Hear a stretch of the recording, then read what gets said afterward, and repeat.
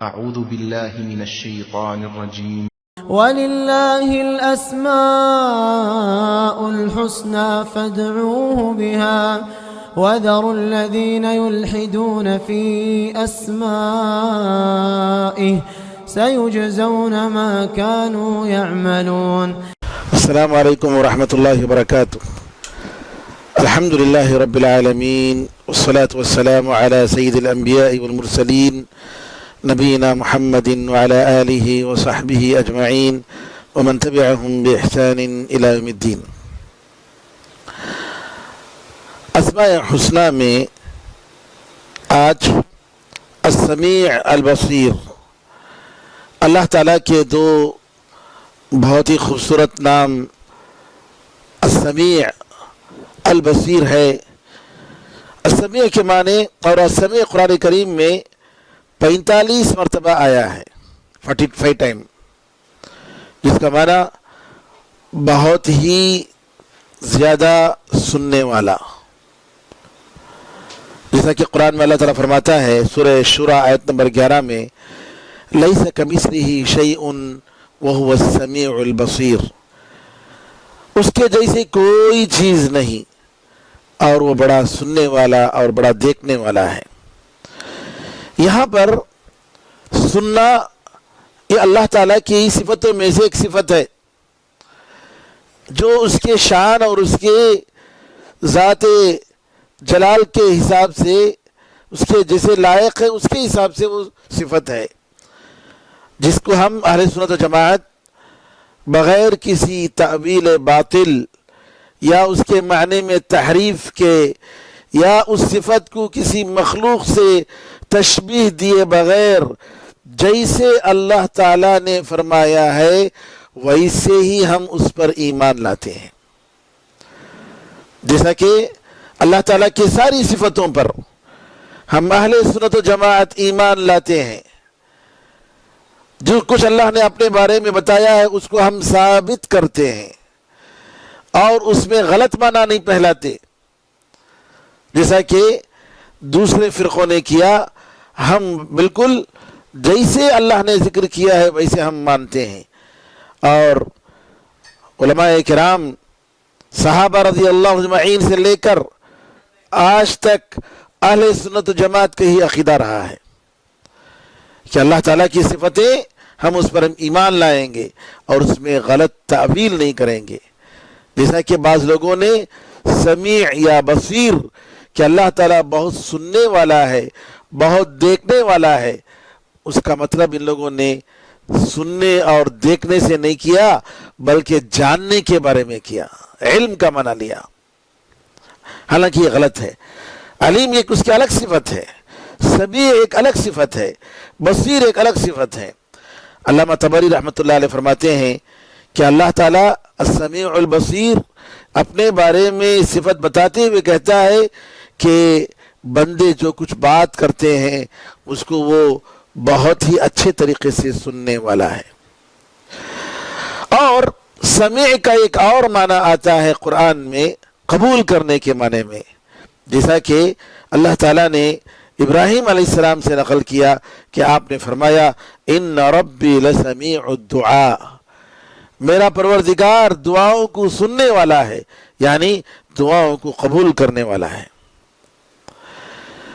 عائشہ رضی اللہ تعالی عنہ اللہ تعالیٰ کی صفت سمع سننے کی اس صفت کے بارے میں ذکر کرتے ہوئے فرماتے ہیں کہ اللہ تعالیٰ کے لیے ساری تعریفیں ہیں جس کے سننے نے سارے آوازوں کو گھیر لیا، ساری آوازوں کو بیک وقت وہ سنتا ہے.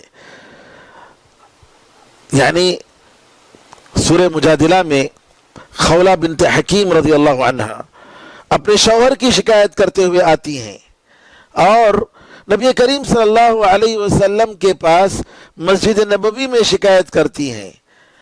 عائشہ رضی اللہ عنہ فرماتی ہیں الحمدللہ الذی وسع سمعه الاصوات لقد جاءت المجادلة تشكو الى رسول اللہ صلی اللہ علیہ وسلم وإني ليخفى علي بعض كلامها.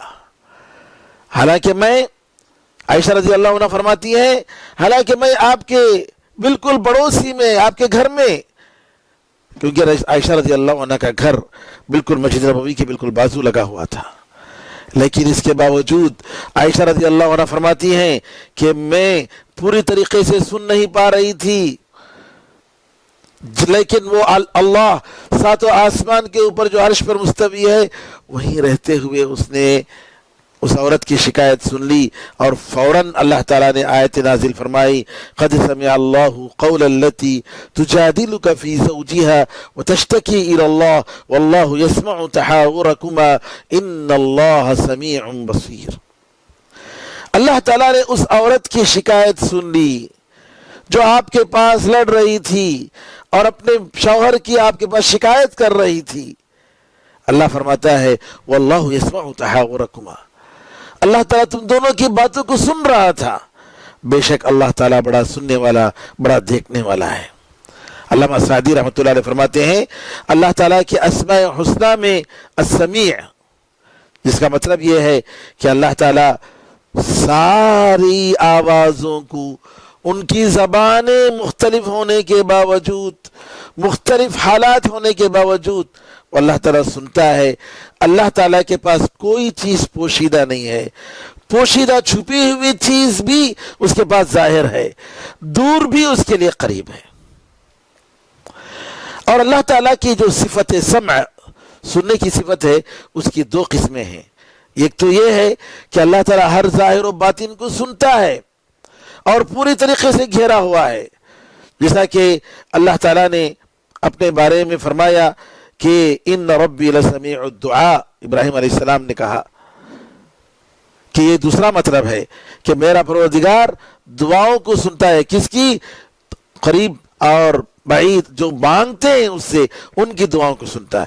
ایک تو اللہ تعالیٰ ساری باتوں کو سنتا ہے، اور دوسری خصوصی بات اپنے نیک لوگوں کی دعاؤں کو سنتا ہے، اللہ تعالیٰ ان کی دعاؤں کو قبول فرماتا ہے۔ تو یہ دو معنی ہوئے اللہ تعالیٰ کی صفت سمع کے بارے میں، سننے کے بارے میں، ساری باتوں کو سنتا ہے، اور خصوصی طور پر اس سے جو دعا کی جاتی ہے ان دعاؤں کو اللہ تعالیٰ سنتا ہے اور اللہ تعالیٰ قبول کرتا ہے۔ صفت سمع اللہ تعالیٰ کے لیے جب ہم ثابت کرتے ہیں، اور جب ہم کہتے ہیں کہ اللہ تعالیٰ کے ناموں میں السمیع، بڑا سننے والا ہے، اس کے اوپر ایمان لانے کے کیا تقاضے ہیں؟ سب سے پہلے تقاضا یہ ہے کہ ہم اللہ تعالیٰ کی اس صفت پر جیسا ہے ویسے ہم ایمان لاتے ہیں، دوسرے لوگ جو غلط معنی پہناتے ہیں ویسا ہم نہیں کہتے۔ امام بخاری رحمۃ اللہ علیہ اپنے صحیح بخاری میں باب باندھتے ہیں وَكَانَ اللَّهُ سَمِيعًا بَصِيرًا، اللہ تعالیٰ بڑا سننے والا اور بڑا دیکھنے والا ہے۔ علامہ ابن بطال رحمۃ اللہ علیہ اس کی تشریح کرتے ہوئے کہتے ہیں کہ امام بخاری رحمۃ اللہ علیہ اس چیپٹر کے ذریعے ان لوگوں پر رد کرنا چاہتے ہیں جو سمیع بصیر کی صفت کو ثابت نہیں کرتے اور یہ کہتے ہیں کہ اس کا مطلب اللہ تعالیٰ جانتا ہے۔ علامہ ابن بطال رحمۃ اللہ علیہ فرماتے ہیں اگر ان لوگوں کے کہنے کے مطابق مان لیا جائے کہ اللہ تعالیٰ سنتا نہیں ہے اور دیکھتا نہیں ہے، تو نعوذ باللہ اس کا مطلب یہ ہوا کہ نعوذ باللہ ان لوگوں نے اللہ تعالیٰ کو نابینا اور اندھوں کے برابر کر دیا، کہ جو آدمی نابینا ہے وہ سمجھتا تو ہے، اور اس طریقے سے جو گونگا ہے وہ جانتا تو ہے، اس کو معلوم ہے، علم ہے اس کے پاس، لیکن وہ سنتا نہیں ہے، اور گونگا جو ہے وہ بولتا نہیں ہے، بول نہیں سکتا۔ تو نعوذ باللہ ان لوگوں نے معذور انسان جو دیکھ نہیں سکتا، جی اپنے عذر کی بنا پر، اس کی کمزوری کی بنا پر، اور ایک آدمی جو ہے نعوذ باللہ وہ جو ہے سن نہیں سکتا اس کے بہرے ہونے کی وجہ سے، اور اس طریقے سے ان لوگوں نے یہ بھی کہا کہ اللہ بات نہیں کرتا۔ انشاءاللہ جیسا کہ صفت کلام میں آئے گا کہ اللہ تعالیٰ بات کرنے والا ہے، اس کی ساری صفتیں موجود ہیں، قرآن اس کا کلام ہے۔ ان لوگوں نے صفت کلام کو بھی جو ہے نعوذ باللہ اس کی تعبیل کی کہ اللہ بات نہیں کرتا ہے، نعوذ باللہ۔ تو اس طریقے سے اللہ تعالیٰ کو نعوذ باللہ ان لوگوں نے گونگوں کے برابر کر دیا، نعوذ باللہ من ذالک. جبکہ اللہ تعالیٰ کے بارے میں اللہ کی صفات کو بتانے کے لیے ابراہیم علیہ السلام نے یہ بتایا کہ کیسے یہ لوگ جو ہے ایسے خدوں کی پوجا کر رہے ہیں جو ہے نہ بات کرتا ہے، نہ سنتا ہے اور نہ دیکھتا ہے. تو یہاں پر ان لوگوں پر رد کرنے کے لیے ہم یہ بتانا چاہتے ہیں کہ اللہ تعالیٰ بھی سنتا ہے، بندے بھی سنتے ہیں، مخلوقات بھی سنتے ہیں، لیکن دونوں کے سننے میں بڑا فرق ہے. علامہ اصبہانی رحمۃ اللہ علیہ، ابو القاسم اصبہانی، یہ فرق بتاتے ہوئے کہ اللہ تعالیٰ کی صفت میں اور بندوں اور مخلوقات کی صفت سمع میں کتنا بڑا فرق ہے، کہتے ہیں کہ انسان چھوٹا ہوتا ہے، وہ سن نہیں پاتا، اور اگر سنتا بھی ہے تو سمجھ نہیں پاتا. پھر ایک زمانہ آتا ہے سمجھنے لگتا ہے، اور جتنا اس کو معلوم ہوتا ہے اس کا جواب بھی دیتا ہے، فرق کرنے لگتا ہے. لیکن بڑی آواز، اس کی آواز سننے کی جو ہے ایک لمیٹڈ پاور ہے، آہستہ اگر بہت ہو تو وہ سن نہیں سکتا. جبکہ اور اس طریقے سے کئی لوگ اگر بات کرتے ہوں تو سن نہیں سکتا سب لوگوں کی باتوں کو، بیک وقت وہ سننے کی طاقت نہیں ہے. اللہ تعالیٰ ان ساری کمزوریوں سے بالا اور برتر ہے، بیک وقت سب کی سنتا ہے. مختلف لوگوں کی آواز، مختلف مخلوقات کی آواز اللہ تعالیٰ کے لیے کوئی پریشانی کا سبب نہیں بنتی. ہر ایک کی حاجت اور ضرورت کو سن کر وہ اسی وقت اللہ تعالیٰ پوری کرتا ہے. یہ اللہ تعالیٰ کی ذات ہے اور یہ اللہ تعالیٰ کی صفت ہے، اس کی شان ہے. اور اللہ تعالیٰ لوگوں کو پیدا کرنے سے پہلے ہی اس کے پاس یہ صفت سمع موجود ہے، وہ ہمیشہ کے لیے صفت سمع اس کے پاس رہے گی. اللہ تعالیٰ قیامت کے دن پوچھے گا سارے لوگوں کو جمع کر کے، لمن الملک اليوم، آج کس کے پاس بادشاہت ہے، کون آج بادشاہ ہے. سورہ غافر آیت نمبر 16 میں اللہ تعالیٰ فرماتا ہے کہ اللہ تعالیٰ اس دن قیامت کے دن کہے گا لمن الملک اليوم، آج بادشاہت کس کے پاس ہے. جواب نہیں آئے گی، خاموش رہیں گے سب کے سب. اللہ تعالیٰ پھر کہے گا للہ الواحد القہار، صرف اس ایک اللہ تعالیٰ کے لیے جو بڑا غالب ہے اسی کے لیے. سمیع، اس پر ایمان لانے کا تقاضا یہ ہے کہ ہم اللہ تعالیٰ کی نگرانی، کہ اللہ تعالیٰ ہمیں برابر نگرانی کر رہا ہے، اللہ تعالیٰ کی صفت پر ہم ایمان لائیں کہ ہم اللہ تعالیٰ کی نگرانی اور اس کی نگاہوں سے ہم کہیں بھاگ نہیں سکتے، کہیں چھپ نہیں سکتے. ہماری کوئی بات، ہمارا کوئی عمل اللہ تعالیٰ سے چھپ نہیں سکتا. اللہ تعالیٰ نگراں ہے، دیکھ رہا ہے، اور ہمیشہ ہر حالت میں ہم اس کی نظروں کے سامنے ہیں. اللہ تعالیٰ فرماتا ہے سورہ رعد آیت نمبر 10 میں سواء منکم من اسر القول ومن جہر بہ، برابر ہے تم میں جو آدمی اپنی بات کو آہستہ سے بولے یا زور سے بولے، دونوں برابر ہے. ومن هو مستخف باللیل وسارب بالنہار، اور جو رات میں چھپا ہوا ہے اور یا دن میں چل رہا ہے، سب اللہ تعالیٰ کے سامنے برابر ہے. تو یہ ایمان کہ اللہ تعالیٰ ہمیشہ ہمیں دیکھ رہا ہے، اس کی وجہ سے مومن کے دل میں ایک خوف پیدا ہوتا ہے، اور مومن اپنی زبان کی حفاظت کرنے کی کوشش کرتا ہے. فرشتے ریکارڈ کر رہے ہیں اور ہمیشہ اس کے جسم میں اس کے عمل کا ریکارڈ ہو رہا ہے. معاذ بن جبل رضی اللہ تعالیٰ عنہ کو نبی کریم صلی اللہ علیہ وسلم فرماتے ہیں کہ اے معاذ، سکرت کا امک یا معاذ، هل يكب الناس في النار على وجوههم او على مناخرهم الا حصائد السنتهم. دوزخ میں انسانوں کو ان کے منہ کے بل گرانے والی چیز ان کے زبان کی کرتوت تو ہے، اور کیا چیز ہے؟ ان کی زبان کی کرتوت کی وجہ سے، گناہوں کی وجہ سے ان کو چہروں کے بل جو ہے دوزخ میں ڈالا جائے گا. صحیح بخاری اور مسلم میں عبداللہ ابن مسعود رضی اللہ تعالیٰ کی روایت ہے کہ بیت اللہ کے پاس، کعبے کے پاس، دو قرشی اور ایک ثقفی، یا دو ثقیف، بنی ثقیف کے اور ایک قریش کے، تینوں جمع ہوئے، بڑے بڑے پیٹ والے، بڑے چربی والے اور لیکن دل ان کے کم، سمجھنے والے کم، سمجھ کم، جسم میں موٹے تھے لیکن سمجھ ان کی کم تھی۔ ایک نے کہا کہ اللہ تعالیٰ ہم جو کچھ بات کر رہے ہیں وہ سنتا ہے۔ دوسرے نے کہا اگر ہم زور سے بولتے ہیں تو سنتا ہے، اگر ہم آہستہ بولتے ہیں تو سنتا نہیں ہے۔ تیسرے نے کہا اگر وہ زور سے اگر سن سکتا ہے، جو بات کرتے ہیں ہم زور سے بولنے پر، بلند آواز سے کہنے پر سن سکتا ہے، تو آہستہ بولیں گے تو بھی سنے گا نا۔ تو اللہ تعالیٰ نے قرآن کریم کی آیت سورہ فصلت کی آیت نمبر 22 کو اتاری، وَمَا كُنْتُمْ تَسْتَتِرُونَ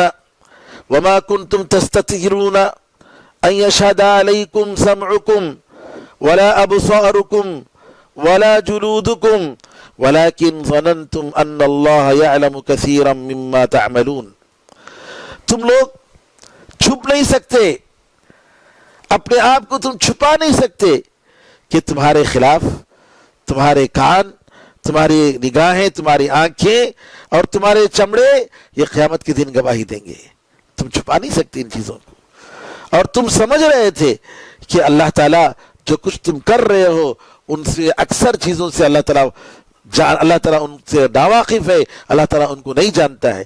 تمہاری یہ بدگمانی تھی نعوذ باللہ اللہ کے بارے میں۔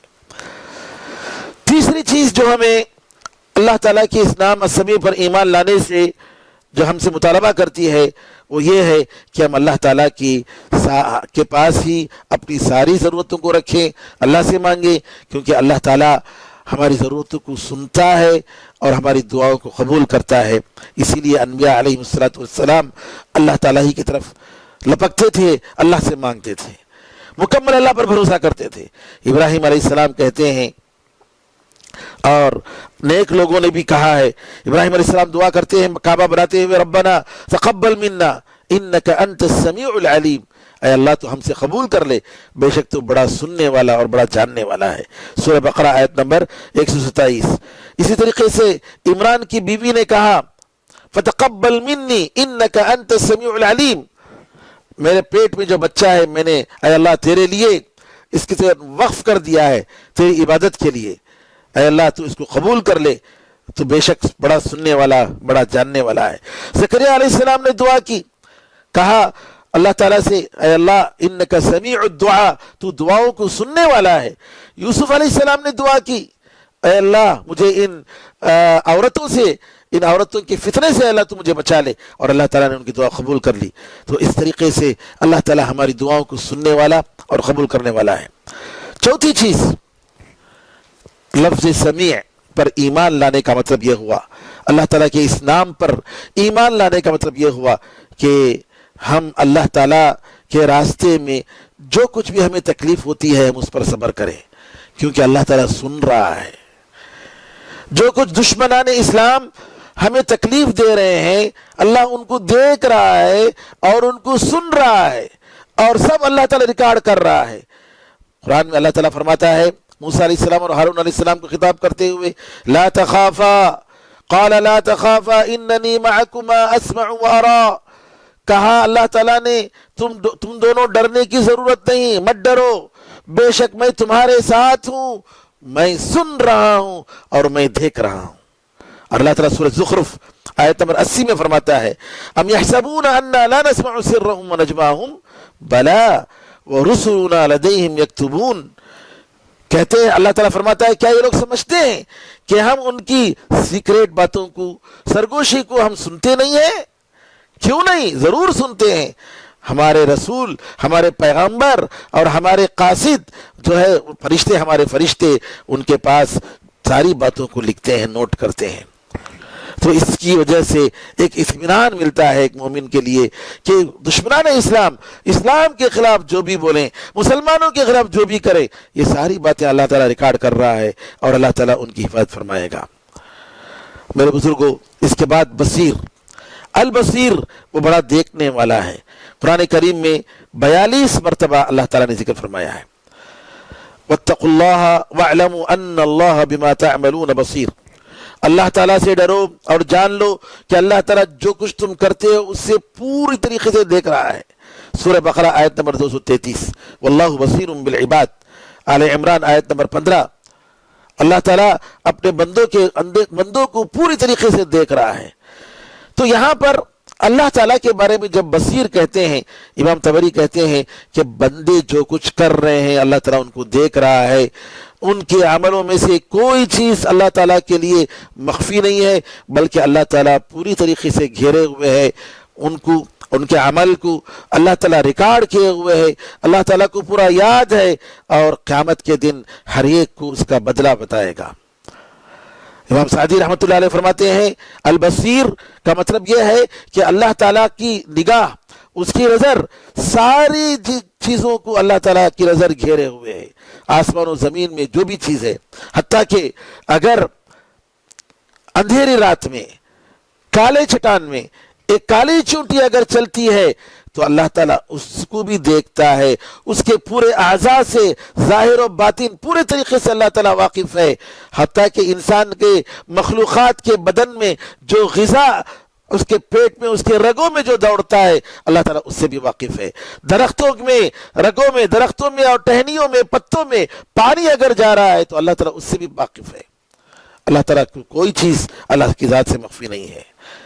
تو اس کا مطلب اللہ تعالیٰ کی ذات ایسی ذات ہے کہ اللہ تعالیٰ کی کہ اس ذات میں کسی بھی قسم کی کوئی کمزوری نہیں، ہر قسم کی کمزوری سے پاک ہے۔ البصیر پر ایمان لانے کا تقاضا یہ ہے، جیسا کہ میں نے کہا کہ اللہ تعالیٰ جسے سن رہا ہے ویسے دیکھ بھی رہا ہے، اور جب دیکھ رہا ہے اور ہم کبھی بھی کسی بھی حالت میں اللہ تعالیٰ سے چھپ نہیں سکتے، ہمارے ہر عمل اللہ تعالیٰ کی نگاہوں کے سامنے ہے، تو ایسی صورت میں ہمیں اللہ تعالیٰ سے ڈر کر زندگی گزارنا ہے اور اخلاص کے ساتھ اللہ تعالیٰ کی عبادت کرنی ہے، کیونکہ اگر ہم ریاکاری کریں گے، دکھاوے کے لیے کریں گے، تو اللہ تعالیٰ فرماتا ہے کہ اللہ تعالیٰ یعلم خائنۃ الاعین وما تخفی الصدور، آنکھوں کی خیانت اور دنوں میں جو چیزیں چھپی ہوتی ہیں اس سے بھی اللہ تعالیٰ واقف ہے۔ قرآن میں اللہ فرماتا ہے الذی یراک حین تقوم وتقلبک فی الساجدین، اس اللہ کی عبادت کرو جو تم رات میں نماز پڑھتے ہو تو تمہیں دیکھتا ہے، اور سجدہ کرنے والوں میں تمہاری حرکتوں سے بالکل واقف ہے۔ تو اسی لیے اسلام کے دین کے جو 3 مراتب ہیں، دین کے اسلام، ایمان اور احسان، احسان جو اس دین کا سب سے اعلیٰ مقام ہے، جس کا مطلب یہ ہے کہ ان تعبد اللہ کأنک تراہ، کہ تم اللہ کی ایسی عبادت کرو گویا کہ تم اللہ کو دیکھ رہے ہو۔ فإن لم تكن تراہ فإنہ یراک، اگر تم اس کو دیکھ نہیں پا رہے ہو تو اتنا تو تصور کرو کہ وہ تمہیں دیکھ رہا ہے۔ تیسری چیز کہ اللہ تعالیٰ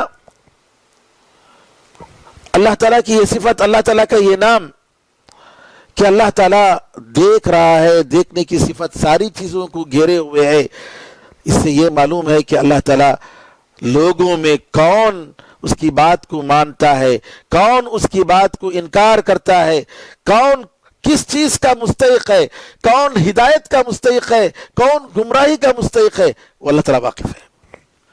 اللہ تعالیٰ پوری طریقے سے واقف ہے ہر ایک کی ذات سے، اس کی صفات سے۔ اللہ تعالیٰ کا دیکھنا ایک الگ چیز ہے، اس کی بصیرت، کہ اللہ کی بصیرت ایسی ہے، ہر ایک کے بارے میں اللہ تعالیٰ جانتا ہے کہ کون کیا کرے گا، کون جنت کا مستحق ہے، کون دوزخ کا مستحق ہے، یہ سب اللہ تعالیٰ جانتا ہے۔ قرآن میں اللہ تعالیٰ فرماتا ہے وَلَوْ بَسَطَ اللَّهُ الرِّزْقَ لِعِبَادِهِ لَبَغَوْا فِي الْأَرْضِ، سورہ شورى آیت نمبر 27 میں، اگر اللہ تعالیٰ بندوں کے لیے رزق کو کھول دے تو رزق کی فراوانی میں کیا کریں گے؟ زمین میں فساد مچائیں گے، زمین میں فساد مچائیں گے۔ وَلَكِنْ يُنَزِّلُ بِقَدَرٍ مَا يَشَاءُ، لیکن اللہ تعالیٰ بڑے ہی اندازے کے ساتھ جتنا چاہتا ہے وہ اتارتا ہے۔ إِنَّهُ بِعِبَادِهِ خَبِيرٌ بَصِيرٌ، بے شک وہ اپنے بندوں کے بارے میں پوری طریقے سے باخبر ہے اور پوری طریقے سے واقف ہے۔ تو اللہ تعالیٰ گواہ ہے، شہید ہے، وہ دیکھتا ہے اور وہ ہر چیز پر اس کی نظر ہے۔ اور اسی طریقے سے اللہ تعالیٰ کے بارے میں مومن کو یہ اطمینان ملتا ہے، یہ اطمینان نصیب ہوتا ہے کہ جب اللہ تعالیٰ ساری چیزوں کو دیکھ رہا ہے، ہمارے عمل سے واقف ہے اور ہم پر جو ظلم ہوتا ہے اس سے واقف ہے، تو ضرور ہمارے صبر کا بدلہ دے گا، ظالموں کو ان کی ظلم کا بدلہ دے گا۔ اللہ تعالیٰ سے دعا ہے کہ اللہ تعالیٰ ہم سب کو اس کے اسماء حسنی کا علم دے کر ہمارے علم میں، ہمارے ایمان میں مضبوطی عطا فرمائے۔ اللہ تعالیٰ ہمارے عمل میں حسن و جمال عطا فرمائے، اخلاص عطا فرمائے۔ اللہ تعالیٰ ہمیں زیادہ سے زیادہ ان مبارک دنوں میں اور راتوں میں اس کی عبادت کرنے، اس کی کتاب پڑھنے اور اس کے سامنے کھڑے ہو کر اس کے اچھی طریقے سے عبادت کرنے کی اللہ تعالی ہم سب کو توفیق عطا فرمائے۔